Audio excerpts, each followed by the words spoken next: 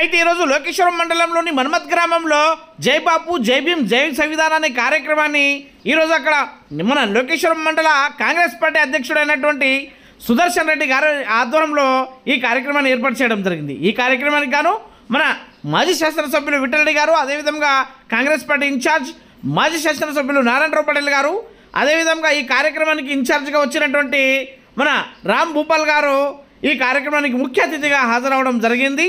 అంతేకాకుండా ఈ కార్యక్రమంలో భాగంగా వివిధ గ్రామాల నుంచి వచ్చినటువంటి ప్రజాప్రతినిధులు, సర్పంచులు, మాజీ ఎంపీటీసీలు, అదేవిధంగా మాజీ ఎంపీపీ, మాజీ జడ్పీటీసీ, అదేవిధంగా పిఎస్సిఎస్ చైర్మన్లు, అదేవిధంగా కాంగ్రెస్ పార్టీ నాయకులు, ఆడపడుచులు పెద్ద మొత్తంలో ఈ కార్యక్రమంలో పాల్గొనడం జరిగింది.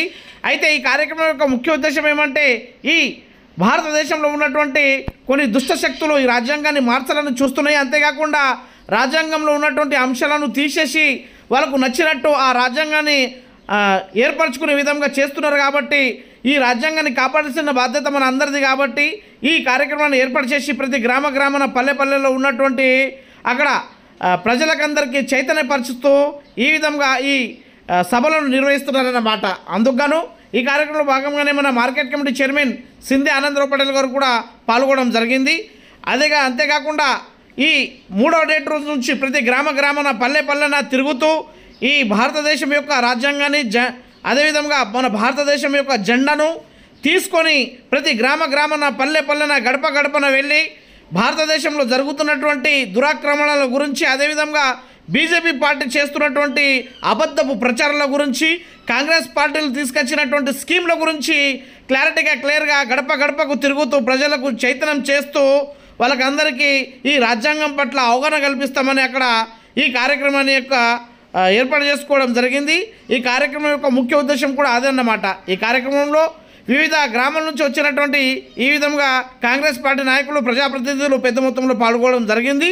మాజీ ఎంపీపీ భోజన గారు, గ్రామ సర్పంచ్ మన శేఖర్ రెడ్డి గారు, అదేవిధంగా పిఎస్సిఎస్ చైర్మన్ రత్నాకర్ రావు గారు, అదేవిధంగా బ్లాక్ అధ్యక్షుడు శంకర్ చంద్ర గారు, ముత్యం రెడ్డి గారు, అదేవిధంగా భోజరం పటేల్ గారు, మాజీ లైబ్రరీ చైర్మన్ రామచంద్రరెడ్డి గారు, అదేవిధంగా లోకేశ్వరం మండల జై బాపు జై భీమ్ జై సంవిధాన్ ఇన్ఛార్జ్ అయినటువంటి నిర్మల్ మండల మాజీ ఎంపీపీ గారు తదితరులు ఈ కార్యక్రమంలో పాల్గొనడం జరిగింది.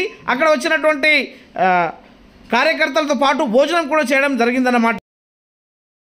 మనం కష్టపడితే మన ముందు బాగుంటది. దేనికోసం అంటే మనం ఒక ప్రోగ్రామ్ పెట్టుకోవాలి. దీన్ని ప్రతి ఊరుకు పొద్దున 2 ఊర్లు, సాయంత్రం 2 ఊర్లు చేసుకోవాలని చెప్పేసి అధిష్టానం ఆదేశించింది. కావున మనం అందరం ఏ విభేదాలు లేకుండా ప్రతి ఒక్క గ్రామ పంచాయతీ నుంచి మనమే మీరు ఒకరోజు గడిస్తే ఫస్ట్ అయితే ఒకరోజు సార్ చెప్పిన ప్రకారం మన ఆదేశ ప్రకారం అయితే ఫస్ట్ బాగాపూర్ అనుకున్నాం. ఎందుకోసం అంటే బాగాపూర్ ప్రైవేట్ ప్రాజెక్ట్ కింద ఊరు సెలెక్ట్ అయింది కాబట్టి ఫస్ట్ మనం బాగాపూర్ చేసుకొని తర్వాత మనం అందరం ఏ ఊరు అనుకుంటున్నామో డిసైడ్ చేసుకొని పొద్దున 2 ఊర్లు, సాయంత్రం 2 ఊర్లు. ఎందుకోసం అంటే మనం ఎస్సీ వర్గీకరణ ఒకటి, మళ్ళీ ఇంకోటి బీసీ వర్గీకరణ ఒకటి. ఆ చేసిన ఘనత మన కాంగ్రెస్ పార్టీ దక్కింది కాబట్టి మనం దీన్ని అలాగే మన అమిత్ షా అంబేద్కర్ మన పార్లమెంట్ ఎట్లా సూచించిందో దాన్ని జనాలకు తెలియజేస్తూ, అలాగే మన కాంగ్రెస్ పార్టీ ఏం చేసింది అని అనుకుంటారు. రుణమాఫీ కాదు, రుణమాఫీ అయింది. కాకపోతే 2 లక్షల పేమెంట్ కాదు, అది కూడా అయితే ఖచ్చితంగా రైతు భరోసా పడుతున్నది. మాకు ఏంటంటే ముఖ్యంగా మహిళలకు ఆర్టీసీ బస్ ఫ్రీ నడుస్తున్నది, గ్యాస్ సిలిండర్ ఫ్రీ వస్తున్నది, కరెంట్ ఫ్రీ వస్తున్నది. మళ్ళీ మన వ్యక్తులు ఫస్ట్ నుంచి వచ్చే బియ్యం, సన్న బియ్యం వస్తున్నాయి. కావున మన ప్రతి ఒక్కరూ మన కోసం ఇప్పుడు అలా మన ఎమ్మెల్యే ఎలక్షన్ లేవు. ఇప్పుడు మన పని ఉంది కాబట్టి మనకు అవసరం ఉంది కాబట్టి సర్పంచ్ ఎలక్షన్ కానీ, ఎంపీ ఎలక్షన్ కానీ, జడ్పీ ఎలక్షన్ కానీ ఖచ్చితంగా మన లోకేశ్వరం మండలంలో ఇంతకుముందు ఎలా ఉండదు ఇప్పుడు కూడా జడ్పీసీ మనమే కావాలి, ఎంపీపీ మనమే కావాలి, మండల 25 గ్రామ పంచాయతీలలో మన సర్పంచ్గా వెళ్ళాలి. కాబట్టి ఏమున్నా మనందరం ఐక్యతతో ఉంటేనే పని జరుగుతుంది. ఎవరు ఏమున్నా, ఎన్ని భేదాలున్నా భేదాలని పక్కన పెట్టి ఖచ్చితంగా మనోళ్ళు ఎంపీపీ మనోళ్ళు జడ్పీసీకి వెళ్ళాలా, మనోళ్ళు ఎంపీసీకి వెళ్ళాలా, మనోళ్ళు సర్పంచ్కి వెళ్ళాలా అని కోరుకుంటున్నాం. ఒక్కసారి దయచేసి అందరూ ఆలోచించి ఖచ్చితంగా ఫస్ట్ ఈ ప్రోగ్రామ్ విజయవంతం చేస్తే మనకు రాబోయే రోజుల్లో ఖచ్చితంగా అవుతుంది. అలాగే ఇంకోటి అన్నా అల్లి బ్రిడ్జ్ అని ఒకటి సార్, అల్లి బ్రిడ్జ్ సార్ ఒకటి, అల్లి బ్రిడ్జ్ మనకు బాగా అవుతుంది సార్. దాని గురించి అల్లి బ్రిడ్జ్ సార్ ఇప్పుడు ఎలక్షన్ వస్తున్నాయి, అదొకటి సార్ దాన్ని ఒక దృష్టి పెట్టుకోండి సార్. అది కదా సార్ ఒక్కటి సార్ ఎప్పుడు కానీ ఎలక్షన్లలో పరిశీలించారు సార్. మాకు ప్రచారం పోతే కాబట్టి ఖచ్చితంగా సార్ దాన్ని దృష్టిలో పెట్టుకొని మాకు ఒక వాగ్దానం చేయండి సార్ చెప్పి కోరుతున్నాను సార్. అలాగే తనకి అవకాశం ఇచ్చిన అందరికీ ధన్యవాదాలు ముగిస్తున్నాను. జై బాబు జై బాబు నినాదం ముందుకు వచ్చింది. జై బాబు అంటే 1880 సంవత్సరంలో జాతీయ కాంగ్రెస్ స్థాపించి స్వాతంత్ర పోరాడిన పార్టీ ఏదంటే కాంగ్రెస్ పార్టీ. ఆ కాంగ్రెస్ పార్టీ మనకు గాంధీ అందరూ మహనీయులు ఎంతో ప్రాణత్యాగం చేసిన మనకు మన ఆంధ్ర స్వాతంత్రం సిద్ధించలేదు. అహింస మార్గాల ద్వారా గాంధీ నాయకత్వంలో మన జాతీయ కాంగ్రెస్ అధ్యక్షుడు వహించి మన అహింస మనకు మన స్వాతంత్రం సిద్ధించిన వ్యక్తి మన మహాత్మా గాంధీ. అందుకోసమే గాంధీ గారిని మనం ఏమంటామంటే జాతి పితగా మన అందరికీ పెద్ద బాబుగా మనం అందరికి బాబుగా పిలిపించినాం.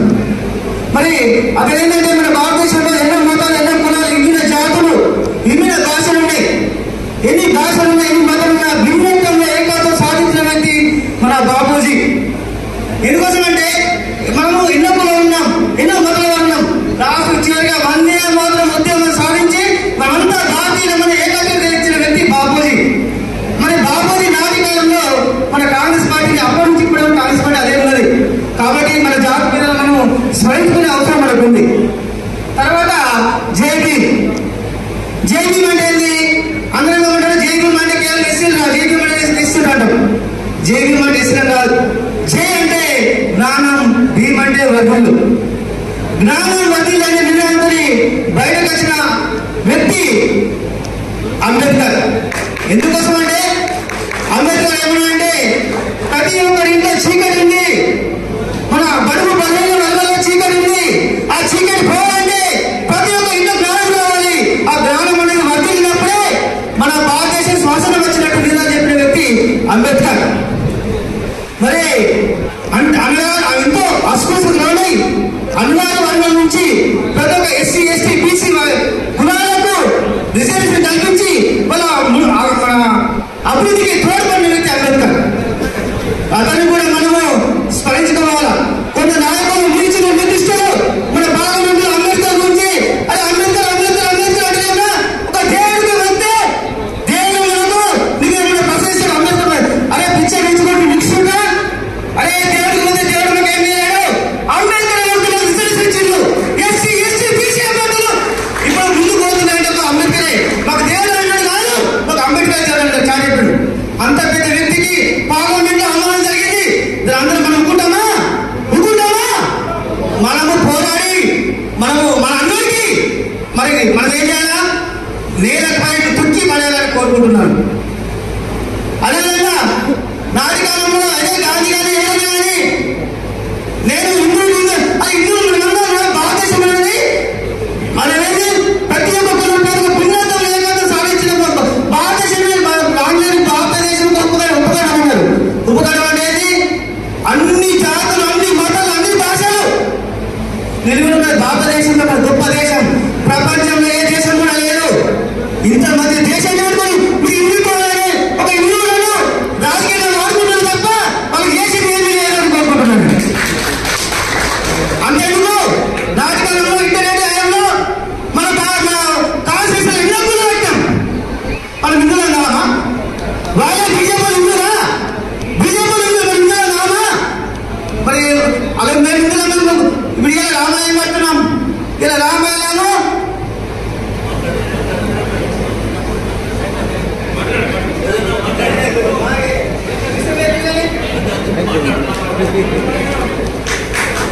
ఇలా రామాయణం పెట్టాం.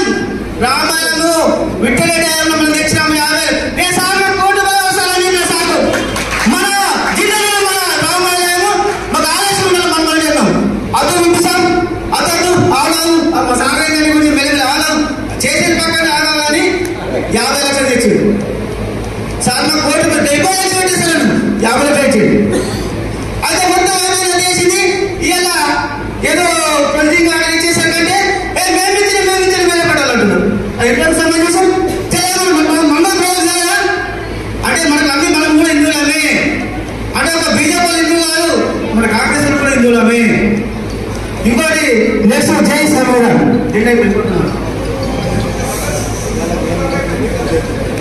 జై సంవిధాన్. సంవిధానం ఏంటంటే భారత రాజ్యాంగం.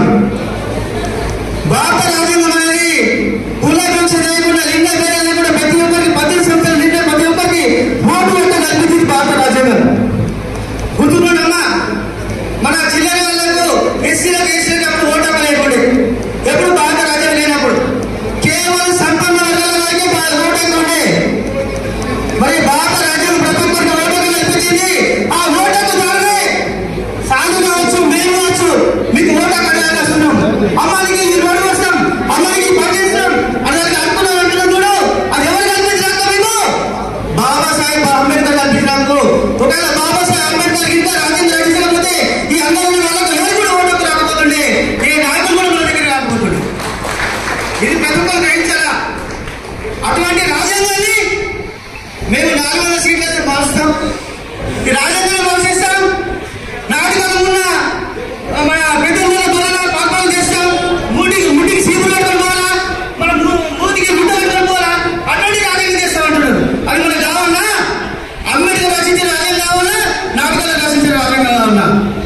ఏది కావాలా చెప్పాలన్నా? మనకు అన్ని హక్కులు కల్పించిన సమర్థం కల్పిన రాజ్యాంగం మనకు కావాలా? మరి దాన్ని మార్చే మనం ముందు లేదు. ఎవరైతే రాజ్యాంగాన్ని మార్చమంటున్నారో వాటి నాయకులను మనము భూములకి తొక్కాలంటే మనకున్న ఆయుధం లేదు. ఏ ఆయుధం? ఓటు హక్కు. మనకు బాగా మన అంబేద్కర్ గారు కల్పించిన ఓటు హక్కు. దాన్ని మనము సక్రమంగా వినియోగించుకొని ఎవరైతే మనకు కావాలన్నారో వాళ్ళని భూములు తొక్కాలని మీ అందరికీ సమయం కోరుతున్నాను. అదేవిధంగా సార్ నేను ఒకటి అంటే చిన్నోని సార్, మనం కూడా నాటకాలం భిన్నత్వంలో ఏకత్వం ఎట్లా సాధించినామో మా మండలంలో కూడా భిన్నత్వంలో ఏకత్వం కావాలి సార్. కులవస్తున్నాను మీరు ఎన్నో సేవ కింద నాయకులు ఎందుకు ఉన్నారు? మీరు విభిన్న వ్యక్తులు కావచ్చు. లాస్ట్ కాస్త మా కాంగ్రెస్ వాడు అనేది తీసుకురండి సార్. భిన్నత్వం ఏకత్వం తీసుకొచ్చంటే స్థానిక సంస్థలు మనము ముందుకు పోవాల్సి వస్తుంది.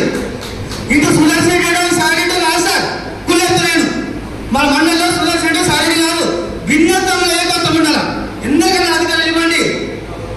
కానీ ఇలా కాంగ్రెస్ పార్టీ ఏదైనా నేను చిన్నోడు అయినా నాకన్నా చిన్నోడు అయినా అది మనోళ్ళని పనులు చేయండి సార్. పనులకు ముందుకు రండి. ఇది కాలంలో చెప్తున్నా లేకుంటే ఇలా నలభై చెప్తారు ఇంటర్నెట్ మర్చిపోయి భిన్నత్వం ఏకత సాధిస్తేనే మీ దగ్గర పెద్ద మనుస్తారు. మీ దగ్గర ఉంటేనే మేము ముందుకు పోగలుగుతాం. రేపటి నాడు మేము యొక్క ఎంపీ కావచ్చు, రత్నాకర్ కావచ్చు, మేము ఇద్దరు అక్కడ మేము సాంతరం నారాయణ సార్ కావచ్చు. అది మర్చిపోయి మనం ఏకత్వం సాధించి రానున్న ఎలక్షన్ లో ముందుకోవాలంటే మీ చేతులు మీ చెప్పినట్టు మీ అడుగులకు నష్టం నడవకపోతే మాకు శివన కడగట్టాలని కోరుకుంటూ ఈ అవకాశం ఇచ్చిన పెద్దలకు ధన్యవాదాలు చెప్తూ ముగిస్తుంది. మండల కాంగ్రెస్ పార్టీ నాయకులు, కార్యకర్తలు, అమ్మలు అక్కలందరికీ పేరు పేరున నమస్కారాలు తెలియజేస్తున్నాం. ఈ కార్యక్రమం ముఖ్య ఉద్దేశం పెద్దలు చెప్తారు. మన మండల అధ్యక్షులు, మాజీ మండల అధ్యక్షులు భోజన గారు వివరించారు. ఇంకా పెద్దలు చెప్పాల్సింది ఉంది. మరి ఏదైతే గత 10 సంవత్సరాల కాలం కేంద్రంలో ఉన్నటువంటి బీజేపీ ప్రభుత్వంతో అంటగాగి మన రాష్ట్రంలో టీఆర్ఎస్ ప్రభుత్వం పరిపాలన చేసిందో మరి పూర్తిగా సామాజికంగా, ఆర్థికంగా, రాజకీయంగా విధ్వంసాలకు పాల్పడ్డది. సమాజంలో వర్గాలుగా, కులాలుగా విభజించి సామాజిక విధ్వంసం సృష్టించి మరి అదేవిధంగా పనికి రాని పథకాలను తీసుకొచ్చి లక్షల కోట్ల రూపాయలు విధ్వంసం చేసినాయి. పేదలకు లక్షల కోట్లు దోసుకున్న టీఆర్ఎస్ నాయకులు, కేసీఆర్ కుటుంబం మనకు ఒక రేషన్ కార్డు కూడా పెట్టలేదు. 5 సంవత్సరాల కాలంలో 56 సంవత్సరాల వచ్చిన వాళ్ళకు ఒక పెన్షన్ పెట్టమని చెప్పి 5 సంవత్సరాల కాలంలో ఒక పెన్షన్ అన్న పెట్టిందా టీఆర్ఎస్ ప్రభుత్వం అని అడుగుతున్నా. మరి అదేవిధంగా తెలంగాణ రాష్ట్రంలో ఎందరో నిరుద్యోగులు తెలంగాణ రాష్ట్రం కోసం పోరాటం చేసి రాష్ట్రం సాధించుకుంటే కనీసం మన ఊళ్ళో ఉన్న పాఠశాలలో ఒక ఉపాధ్యాయుని కూడా నియమించలేదని చెప్పి మరి ఇటువంటి విధ్వంసాలకు, పనికిరాని పథకాలకు లక్షల కోట్లు చేశారు. కానీ మన పల్లెల్లో 1 రూపాయి కూడా మనకు మేలు చేయలేదనే విషయాన్ని మీరు అందరూ గుర్తుంచుకోవాలని చెప్పి నేను కోరుకుంటున్నా. మరి అదేవిధంగా ప్రభుత్వం ఏర్పాటు చేసిన తర్వాత టీఆర్ఎస్ ప్రభుత్వం ఇవాళ పెద్ద పెద్ద నీతి మాటలు మాట్లాడుతున్నారు. మనం గతంలో ఏం చేస్తున్నారు మనం ఇక తెలంగాణ ప్రజలు మర్చిపోయి అనుకుంటున్నారు. ఇతర పార్టీలలో గెలిచిన వాళ్ళను పశువుల్లో తీసుకొచ్చుకున్న టీఆర్ఎస్ పార్టీలో కలుపుకున్న నేతలు ఇవాళ ఉప ఎన్నికలు వస్తాయని చెప్పి మాట్లాడుతున్నారు. అలాంటి మాటలు మాట్లాడే తర్వాత కేసీఆర్ కుటుంబం టీఆర్ఎస్ నాయకులకు ఉన్నదా అని చెప్పి నేను ఇవాళ ప్రశ్నిస్తున్నా. మరి అదేవిధంగా కేంద్రంలో ఉన్న బీజేపీ ప్రభుత్వం అట్టహాసంగా పరిపాలన 10 సంవత్సరాలు కంప్లీట్ చేసుకుంటూ 3వ ప్రభుత్వంలో కూడా వచ్చింది. 400 సీట్లు సాధిస్తామని చెప్పి గర్వంగా చెప్పుకున్నారు. రాజ్యాంగాన్ని తుంగలోకి ఇలా పరిపాలన కొనసాగిస్తున్నారు. కులాలు, మతాల పేరట అందరూ పెద్దలు చెప్పినట్టు మనమందరం హిందువులం కాదా? కాంగ్రెస్ పార్టీ నాయకులు హిందువులు కాదా? కాంగ్రెస్ పార్టీ నాయకులలో ఇప్పుడు భోజన గారు చెప్పినట్టు మనం మందిరాలలో కట్టుకుంటలేమో, మందిరాలలో మనం పూజ చేయమా రోజు. మరి బీజేపీలో ఉన్నోళ్ళే హిందువులు చెప్పి ప్రజల్ని మభ్యపెట్టి ఇలా మనోభావాలు దెబ్బతీసే విధంగా మాట్లాడుతున్నారు. మరి రాబోయే కాలంలో వాళ్ళకు తగిన గుణపాఠం చెప్పాలని చెప్పి నేను కోరుకుంటున్నా. మరి నాకు అబ్కీ బార్ 400 పార్ అన్న బీజేపీ నాయకులకు మన అగ్ర నాయకుడు రాహుల్ గాంధీ గారు కన్యాకుమారి నుంచి కాశ్మీర్ దాకా 4000 కిలోమీటర్ల పాదయాత్ర చేసి వాళ్ళకు 232 స్థానాలకే పరిమితం చేసి వాళ్ళకు సాగు దెబ్బ కొట్టినట్టు సాగు తప్పి కన్నులు ఉండపోయినట్టు వాళ్ళకు నిర్వహించడం జరిగింది. మరి రానున్న రోజులలో కూడా మనం పెద్దలు ఇప్పుడు మండల నాయకులు చెప్పినట్టు సుదర్శన్ రెడ్డి గారు చెప్పినట్టు రేపు రాబోయే ఎన్నికలలో మనం వర్గ భేదాలన్నింటినీ పక్కన పెట్టి కాంగ్రెస్ పార్టీ గెలిపే లక్ష్యంగా మనం ముందుకు పోయి అదేవిధంగా రానున్న రోజుల్లో రాహుల్ గాంధీ గారిని మన స్థానిక సంస్థల గెలుపు ద్వారా రాహుల్ గాంధీ గారిని ప్రధానమంత్రి చేయడమే లక్ష్యంగా మనం అందరం ముందుకు కొనసాగాలని చెప్పి తెలియజేస్తూ ఈ అవకాశం తర్వాత దేశంలో మరి రోటీ కపడా మకాన్ అంటే అప్పుడు పరిస్థితి మనం బాగా బీద పరిస్థితిలో ఫస్ట్ ఏం కావాలా, మనిషికి అన్నం కావాలా, పేకి బట్ట కావాలా, ఉండటానికి ఇల్లు కావాలి. అటువంటి స్కీమ్ తీసి మన ఇందిరాగాంధీజీ ఉన్నది అప్పుడు మనకు ప్రజలకు దేశ ప్రజలకు మంచిగా చేయడం జరిగింది. అప్పుడే మరి ఇందిరాగాంధీ గారు సుఖ మరి బీద రైతులకు భూమి లేని వాళ్ళకి భూమి ఇవ్వాలని సుఖ అప్పుడు అదే ఆలోచన వచ్చింది. మనం చూస్తా ఉన్నాం ఇప్పుడు మనం అందరము బ్యాంకులలో లోన్ తీసుకుంటాం, రుణం తీసుకుంటాం. ఇప్పుడు ఏ రుణం అంటే మనకు రుణం మాకే అయింది. అప్పుడు బ్యాంక్ లేదు. ఇందిరాగాంధీ ప్రధానమంత్రి అయినప్పుడు ఏ బ్యాంక్ లేవు. మన షావుకారు దగ్గర పోయి దినమంతకు కూడా 500,000 రూపాయలు తీసుకుని వచ్చింది. అటువంటి సమయంలో రైతులకు న్యాయం జరగాలని ఇందిరాగాంధీ ప్రధానమంత్రి ఉన్నప్పుడు ఈ బ్యాంకులకంతా నేషనలైజేషన్ చేసి రైతులకు రుణం ఇచ్చే వ్యవస్థ అయింది. అప్పటి నుంచి మనకు రుణం దొరుకుతుంది. రాజీవ్ గాంధీ గారు ప్రధానమంత్రి అయిన తర్వాత సర్పంచ్ లాంటి ఏం ఉండకుండే. ఆ ఢిల్లీ నుంచి 100 రూపాయలు వస్తే ఇక్కడ వచ్చే వరకు 10 రూపాయలు ఉన్నారు మన దగ్గర. రాజీవ్ గాంధీ గారు ఏమన్నారు, మహాత్మా గాంధీ కళలు నిజం కావాలా, మహాత్మా గాంధీ కళలు ఇక్కడ పల్లెటూరులో ఉన్నాయి, రైతుల్లో ఉన్నది, బీద వాళ్ళలో ఉన్నది. కాబట్టి సర్పంచులకు చెక్ పవర్ ఇచ్చి సర్పంచులు అక్కడనే గ్రామ సర్పంచ్ కమిటీ మెంబర్స్ కలిసి గ్రామ సభ పెట్టి గ్రామస్తులే ఆ గ్రామానికి ఏం కావాలో వాళ్ళే డిసైడ్ చేయాలని అప్పుడు రాహుల్ గాంధీ గారు సర్పంచ్ కు చెక్ పవర్ ఇవ్వడం జరిగింది, రాజీవ్ గాంధీ చెక్ పవర్ ఇవ్వడం జరిగింది. అయితే అటువంటి అన్ని కాంగ్రెస్ పార్టీ చేస్తుంది. ఈ రోజు మనం మన చేతిలో సెల్ ఫోన్ చూస్తాం, టీవీ చూస్తాం. ఇవన్నీ టెక్నాలజీ రాజీవ్ గాంధీ ప్రధానమంత్రి ఉన్నప్పుడు మన దేశంలో తయారై మరి రకరకాల డెవలప్మెంట్ కాంగ్రెస్ పార్టీ చేసింది. మనం ఇవన్నీ తెలియక ఎవరు చెప్పరు. మనం చూస్తా ఉన్నాం.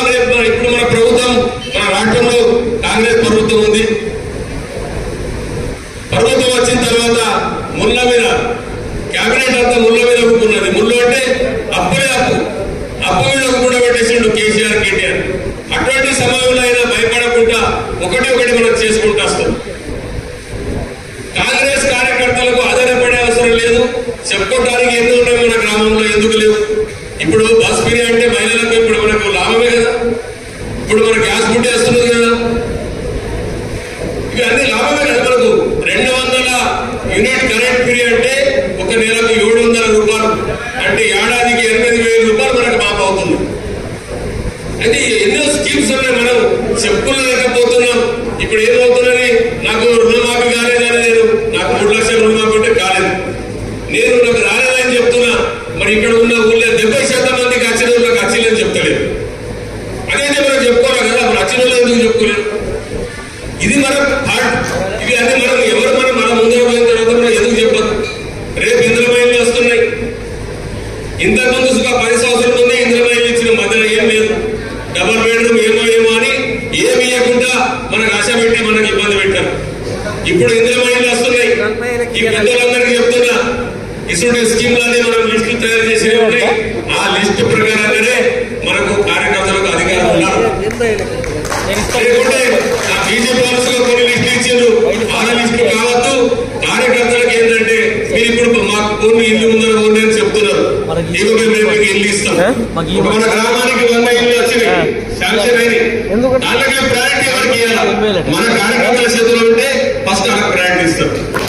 ఈరోజు ఎవరున్నారో వాళ్ళకి ఫస్ట్ ప్రయారిటీ ఇస్తాం. అది మన చేతిలో ఉండాలి. ఇప్పుడు రాజకీయ శక్తి ఉంది, దాంట్లో సుఖ వాళ్ళ కార్యకర్తల చేతిలో ఉండి మీరు పెద్దలు దాన్ని చెప్తే అది సీతక్క మేడం ఎక్కడ లేవులో పోతుందో తప్పకుండా అది సుఖం మనకు ఉండాలి. అయితే అప్పుడే మనకు కార్యకర్తల వేలు పెరిగితే నాయకుల వేలు పెరుగుతుంది. ఇది మనకు కంపల్సరీ పెద్దలు మాట్లాడవలసిందే. అక్కడ పోయి మీరు ఇది చేయవలసిందే. ఎందుకంటే మనకు ఏదైనా ఆన్లైన్ అంటే మరి మనం ఎందుకు ఎవరికైతే కార్యకర్త నమస్తే చేయాలంటే ఒక స్కీమ్ ఉండాలి మన చేతుల్లో. అందుకోసం ఇది మనం తప్పకుండా చేయాలా. రెండోది చూడండి, ఇప్పుడు అన్నింటిలో పెద్దది అంటే ఇప్పుడు లేకుండా ఇంకా 4 నెలలకు ఎలక్షన్ వస్తుంది. ఎలక్షన్స్ వచ్చినప్పుడు ఏముంటది, మనం గెలవాలా. మన పెద్దల కోసం అందరం కలిసి పెట్టడం చేసినాం, గెలిచింది ఓడిపోయినది అదృష్టం మనకు. ఇప్పుడు మన ఎలక్షన్స్ ఉన్నాయి, ఎంపీటీసీ, సర్పంచ్, జడ్పీటీసీ, మనం అందరు గెలవాలా. మనం ఈ పరిస్థితిలో ఉంటే గెలవం. మనం ఇట్లా లూజ్ ఉంటే మన స్కీమ్ మనం ముందర పోయి చెప్పలేకపోతే యువకుల మీటింగ్ లో ఇంకా చాలా మంది ఉన్నారు, మహిళలు సుఖ చాలా మంది ఉన్నారు. ఆ సుఖ మనం 50% ఇప్పుడు మహిళలకు ఇచ్చేస్తున్నాం. అందరం చేస్తే తప్ప మనం సక్సెస్ కాదు. మనం ఏదైనా అది రాలే ఇది రాలే అని చెప్పుకుంటే అచ్చింది మనం చెప్పాలి. నా ఇంట్లో 5 ఖాతాలు 1 సుఖ నాకు మాకు కాలేదు. కాకపోతే మన అన్నదమ్ములకు వేరులకు 5 కదా, అది సంతోషపడాలి కదా. రేపు సర్పంచ్ ఎలక్షన్ సుఖ ఇగో ఈయన సర్పంచ్ అంటే నేనే సర్పంచ్ చెప్పుకోవాలి, ఎంపీడీసీ నేనే చెప్పుకుంటే అప్పుడు సక్సెస్ అవుతాం. ఎందుకంటే చూడరు మీరు ఒక గ్రామంలో మన సర్పంచ్ లేకుంటే ఎంత తిప్పలు ఉంటుంది చూడు. ఆ రెజల్యూషన్ రాసియాడు. రేపు ఈ పెద్దలు నారాయణపల్లి కానీ వెంకటరెడ్డి కానీ ఏదైనా శాంక్షన్ చేస్తే రెజల్యూషన్ సతాయిస్తాడు. రేపు ఇల్లు పర్మిషన్ ఇవ్వాలంటే సతాయిస్తాడు. అప్పుడు ఎవరి దగ్గర పోతారు? మన ప్రభుత్వం ఉన్నదంటే అక్కడ మన అది సుఖం మన ప్రభుత్వమే. అక్కడ సర్పంచ్ కంపల్సరీ ఉండాలా, ఎంపీటీసీ ఉండాలా, జడ్పీటీసీ ఉండాలి. అప్పుడు మనకి ఇబ్బంది కాదు. దానికోసం మనం అందరం ఎక్కించలేదు మన పని కాదు. నేను ఇప్పుడు పెద్దోడు నారాయణపల్లి గారికి, విఠలరెడ్డి గారికి నేను దయచేసి చెప్తున్నా, మీరిద్దరు ఒకటి ఉండాలి. మీ కాలకు నమస్కారం చేసి చెప్తున్నా, మీరు దయచేసి కలిసి ఉంటే రేపు మనం తప్పకుండా సాధిస్తాం. మేమంతా గట్టిగా ఉంటే రేపు ఎమ్మెల్యే, ఎంపీ, ఎమ్మెల్సీ ఏమన్నా మిల్స్ కావుతాం. మేము గట్టిగా లేకుంటే మీరు ఏం కాదు. మాకు ఇప్పుడు మా కోసం మీరు కృషి చేయవలసింది, కార్యకర్తల కోసం మీరు ఒకటి ఉండవలసిందే, పని చేయాల్సిందే. అప్పుడే మనం సక్సెస్ అవుతాం. దయచేసి మీకు ఒకటి కావడానికి ఏం పెద్ద ఇబ్బంది లేదు. ఇప్పుడు అది వేరే అభిమానం వేరే ఉంటుంది. ఏముంటది, నారాయణరావు పటేల్ మంది, విఠలరెడ్డి సాబ్ మంది, గోపారెడ్డి సాబ్ మంది, అది వేరే మనకు అభిమానం ఉంటుంది. కానీ పార్టీ అన్నప్పుడు పార్టీ కన్నా ఏ మనిషి పెద్ద కాదు. పార్టీ ఒకటి మన అందరిది జెండా అయింది కాంగ్రెస్ పార్టీ. దాని తర్వాత మనం అనుకుంటేనే పార్టీ సక్సెస్ అవుతుంది, మనం సక్సెస్ ఉంటాం. పార్టీ లేకుండా మనం సక్సెస్ కావడానికి లేదు. కాబట్టి దయచేసి వాళ్ళే కాకుండా వాళ్ళకి సుఖ అనవసరం మనం తప్పుతో చెప్పి రాంగ్ మెసేజ్ తీసుకుపోయాలని కోపం చేయకుండా అందరం కలిసికట్టుగా ఉండి మనం సక్సెస్ కావడానికి పని చేయాలని మీ అందరికీ చేతులు జోడించి మనం వేసుకుంటూ సెలవు తీసుకుంటున్నాను. కాంగ్రెస్ పార్టీ, కాంగ్రెస్ పార్టీ, జై భీమ్, జై బాపు, జై సంవిధాన్. జై బాపు, జై భీమ్, జై సంవిధాన కార్యక్రమానికి ఇచ్చేసినటువంటి పెద్దలు, మీ కాన్సెన్స్ ఇన్ఛార్జ్ నారాయణపల్లి గారికి, మరియు అన్న ఎక్స్ఎమ్మెల్యే విఠలరెడ్డి గారికి, మరియు ఇన్ఛార్జ్ రాంగోపాల్ గారికి, ఆనందరావు పటేల్ గారికి, భోజరాం పటేల్ గారికి, మరియు మీ పార్టీ అధ్యక్షుడు, మండల అధ్యక్షుడు సుదర్శన్ గారికి, మరియు ముత్యంరెడ్డి గారికి, పిఎస్సిఎస్ చైర్మన్ రత్నాకర్ గారికి, మరియు సాయిరెడ్డి గారికి అన్యదా భావించద్దు తెలిసిన కొన్ని పేర్లు చెప్పడానికి ఆయన నమస్కారం తెలియజేసుకుంటూ, ఇప్పటికి కూడా కొందరు మాట్లాడడం జరిగింది సబ్జెక్ట్ సంబంధించి. జై బాబు, జై భీమ్, జై సంవిధాన్. నేను ఆఖరికి వచ్చే కాన్సెప్ట్ ఒకటే, రాజ్యాంగం సంబంధించి కాపాడుకోవాలా. మన హక్కులు మనకు అప్పుడు అంబేద్కర్ గారు ఎంతో కష్టపడి వారు కావచ్చు, వారి లాంటి పెద్దలు చాలా మంది మెంబర్స్ దాంట్లో ఉండి మనం ఎట్లయితే గ్రంథం అనుకుంటామో, బైబిల్ కావచ్చు, పురాణం కావచ్చు, భగవద్గీత కావచ్చు, ఎట్లయితే అంత పవిత్రం భావిస్తామో, అంబేద్కర్ రాసినటువంటిది ప్రతి బడుగు బలహీన వర్గాలందరికీ ఆర్థికంగా, సామాజికంగా ఎదిగి తోడ్పడడానికి రాజ్యాంగం రాష్ట్రం జరిగింది. దాన్ని కాపాడుకోవడమే మన బాధ్యత.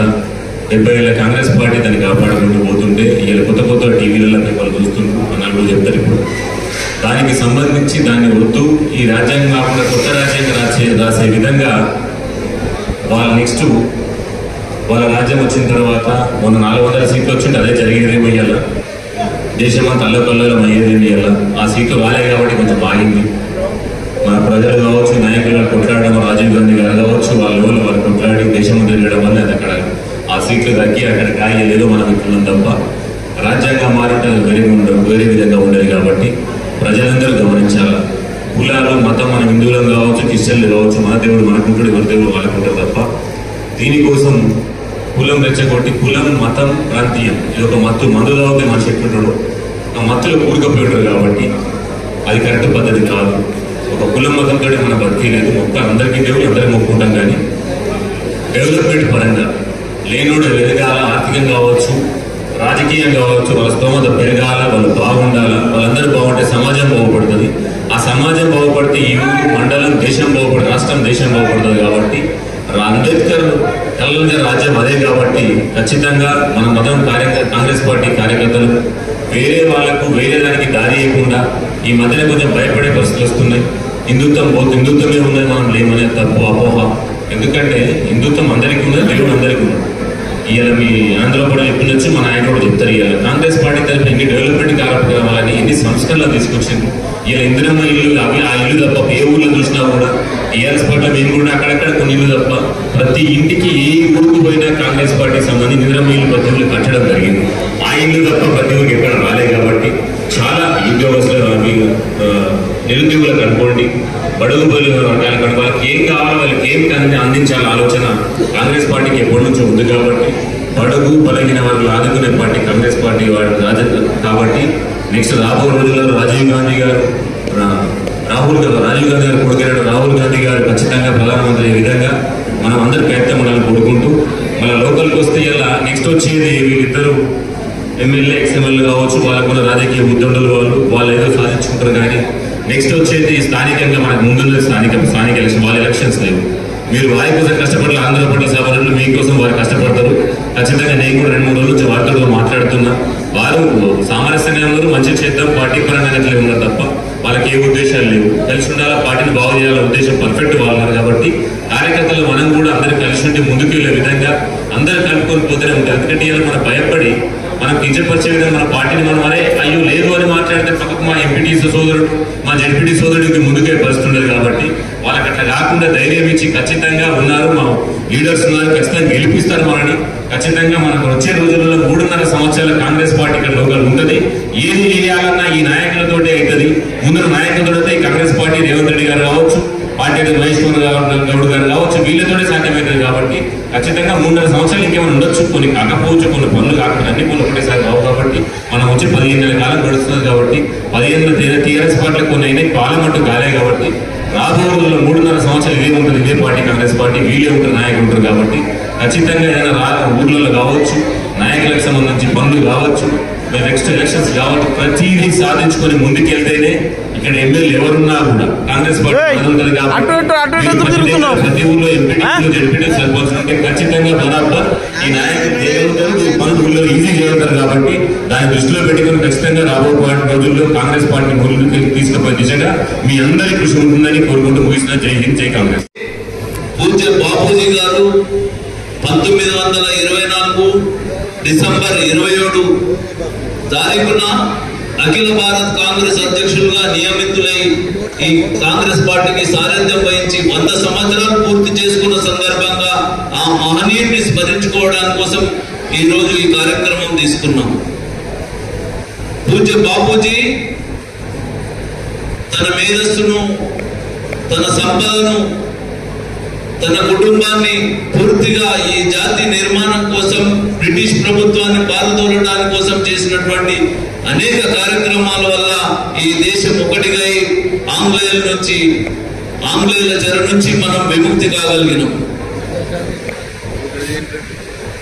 మీకు తెలుసు, మన జీవనాన్ని ముందుకు సాగించుకోవడానికి పురాణ కథలు ఎన్నో వింటుంటాం. అందులో రామాయణం, మహాభారతంలో సీతమ్మ విముక్తికై పోరాటం జరిగింది, అందులో రక్తపాతం జరిగింది. మహాభారతంలో పాండవులకి అన్యాయం జరిగిందని కృష్ణుడు పక్షపాతం వహించి న్యాయం వైపు ఉండి పోరాటం చేసినప్పుడు కూడా అనేక రక్తపాతం జరిగింది. అదే మన దేశానికి స్వాతంత్ర్యం కోసం బాపూజీ తన మేధస్సును ఉపయోగించి ఆ 2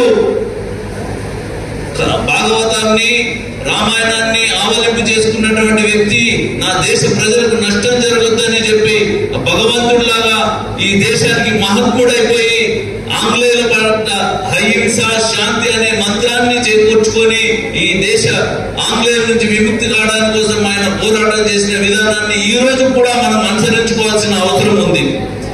ఈ రోజు కేంద్ర ప్రభుత్వం అశాంతిని కులమతాల మధ్య రేపుతూ ఈ దేశాన్ని సుస్థిరంగా ప్రభుత్వాన్ని ముందుకు నడపడం లేదు అనేది కాంగ్రెస్ పార్టీ ఆలోచన. అలాగే అంబేద్కర్ గారు ఈ దేశం కోసం ఎంతో తన మేధస్సును ఉపయోగించి బాపూజీ గారి సూచన మేరకు రాజ్యాంగ రచన చేపట్టి ఈ దేశంలో సమానత్వం, నీతి, న్యాయం, పేద, ధనిక, లింగ భేదాలు లేకుండా అందరికీ సమన్యాయం చేసేందుకు అంబేద్కర్ గారు రచన చేసిండ్రు. ఇది ప్రపంచంలోనే అత్యుత్తమమైనటువంటి రాజ్యాంగంగా ఈ రోజుకు వర్ధిల్లుతుంది. మరి అలాంటి అంబేద్కర్ గారిని హోంమంత్రి అమిత్ షా గారు విమర్శించడం తగునా? ఆయన పార్లమెంటుకు దేవాలయం లాంటిది పార్లమెంట్, అందులో అంబేద్కర్ గారి గురించి విమర్శిస్తున్నారు. అంబేద్కర్ అంబేద్కర్ అంబేద్కర్ అనే కంటే భగవంతుని నామాన్ని స్మరణ చేస్తే స్వర్గంకి వెళ్తారు. అయ్యా మీరు కనువిప్పుతి కాసుకోండి. అంబేద్కర్ గారు రచించిన రాజ్యాంగం వల్ల పేదలకు, ధనికులకు, అట్టడుగు వర్గాలకు, బీసీలకు, వెనుకబడినటువంటి వర్గాల వారికి ఈ రోజు ఆయన కల్పించినటువంటి రిజర్వేషన్ ప్రక్రియ మూలంగా ఎంతో మంది ఈ భారతదేశం అనే స్వర్గంలో ఆనందంగా జీవితం గడుపుతున్నారనే విషయం మీరు ఒకసారి ఆలోచించాల్సిందిగా ఈ సందర్భంగా చెప్తున్నా. మరి ఇలాంటి విషయాల్ని ప్రజల వద్దకు తీసుకుపోయి ప్రజలకు తెలియజెప్పుకోవాల్సిన బాధ్యత ప్రతి ఒక్క మన కాంగ్రెస్ కార్యకర్త పైన ఉంది.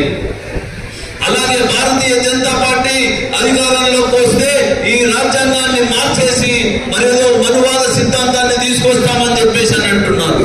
మరి మనువాద సిద్ధాంతం తీసుకొస్తే భారతదేశంలో అనేక మతాలు, అనేక కులాలు కలిగినటువంటి ఈ దేశంలో ఒక మతానికి అనుగుణంగా పోతే అశాంతి, హింస పెట్టరేగిపోయి శాంతియుత వాతావరణం ఏర్పడుతుందా? మనం పత్రికల్లో చూస్తున్నాం. మణిపూర్ అనే రాజ్యంలో ఎంత గొడవలు జరుగుతున్నాయి. ఈ రోజుకు ప్రధానమంత్రి వెళ్ళరు, హోంమంత్రి వెళ్ళరు. అక్కడ సాక్షాత్తు ముఖ్యమంత్రి ప్రజల మధ్య చిచ్చు పెడుతున్నారు. మరి అక్కడ అభివృద్ధి జరుగుతుందా? అక్కడ ప్రజలు శాంతియుతంగా మెలుగుతారా?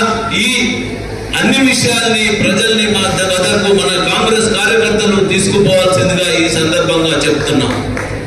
2వ తారీఖు తర్వాత మనం ఈ పండుగల సందర్భంగా ఆగి దీని తర్వాత మనం ఈ కార్యక్రమాలని గ్రామంలోని ప్రతి ఓటర్ దగ్గరికి తీసుకుపోవాలి అనే విషయాన్ని ముందుగా ఊర్లో డప్పు చాటింపు చేసి తదనంతరం గ్రామంలోని ప్రతి ఇంటికి బాపూజీ గారి విగ్రహం కానీ అంబేద్కర్ గారి విగ్రహానికి పూలు మాల వేసుకొని ఒక పార్టీ జెండా గద్దె లేకపోతే నిర్మాణం చేసుకొని అక్కడ జెండా ఎగిరేసుకొని గ్రామంలో పూర్తిగా ఉదయం 2 గ్రామాల్లో, సాయంకాలం 2 గ్రామాల్లో పాదయాత్ర ద్వారా ఆ రోజు ఆయన స్వాతంత్రం తీసుకొచ్చారు. ఈ రోజు ఈ బీజేపీ వాళ్ళకు కనువిప్పు చేసుకునేందుకు మనం కూడా పాదయాత్ర చేయాలని అఖిల భారత కాంగ్రెస్ కమిటీ నిర్ణయం తీసుకున్నది. దీన్ని తూచా తప్పకుండా పాటించి విజయవంతం చేయాల్సిందిగా ఈ సందర్భంగా కోరుతున్నాం. అంతేకాకుండా రాష్ట్ర ప్రభుత్వం చేస్తున్న అభివృద్ధి కార్యక్రమాలను కూడా మనం ప్రజలకు తీసుకుపోవాలా. ఏకకాలంగా మన 80% పైన పంట రుణాలని మాఫీ చేసింది. ఈ రోజు పేదల కొరకు సోనియా గాంధీ గారు ఎన్ఆర్ఈ తీసి పెట్టినట్టుగా మన దగ్గర కూడా రాష్ట్రంలో మొట్టమొదటిసారిగా సన్న బియ్యాన్ని ఈ రోజు సాయంకాలం 5 గంటలకు దాదాపు 40 రూపాయల కిలో చొప్పున ఉన్నటువంటి బియ్యాన్ని 10,655 కోట్లతోటి 2.81 రేషన్ కార్డు ఉన్నటువంటి దాన్ని 3,10,00,000 మంది లబ్ధిదారులకు ఈ రోజు నుంచి మనం ప్రభుత్వం రేవంత్ రెడ్డి గారి సారథ్యంలో, ఉత్తమ్ కుమార్ రెడ్డి గారి నాయకత్వంలో ఈ రోజు నుంచి అందించడం జరుగుతుంది. ఈ విషయాన్ని వారే స్వయంగా మన నారాయణరావు పటేల్ గారికి ఫోన్ చేసి ఆహ్వానించడం కూడా హుజూర్ నగర్ కి రమ్మని చెప్పేసి చేశారు. ఈ కార్యక్రమం ఉండడం వల్ల తాను వెళ్ళలేకపోయారు. రేపు ఉన్నది.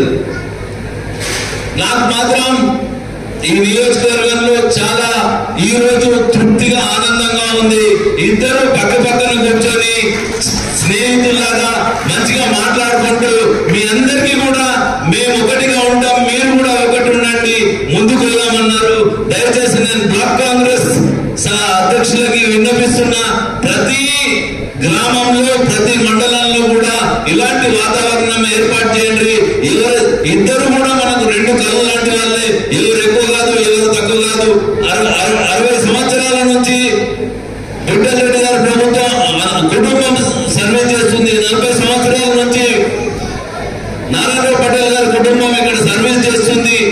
ఎవరికైనా ఎంతో కొంచెం మేలు చేసి ఉంటారు, కానీ ఇద్దరు కూడా ముఖ్యం. కానీ అన్నిటికంటే ముఖ్యం కాంగ్రెస్ పార్టీ ముఖ్యం, కాంగ్రెస్ జెండా ముఖ్యం.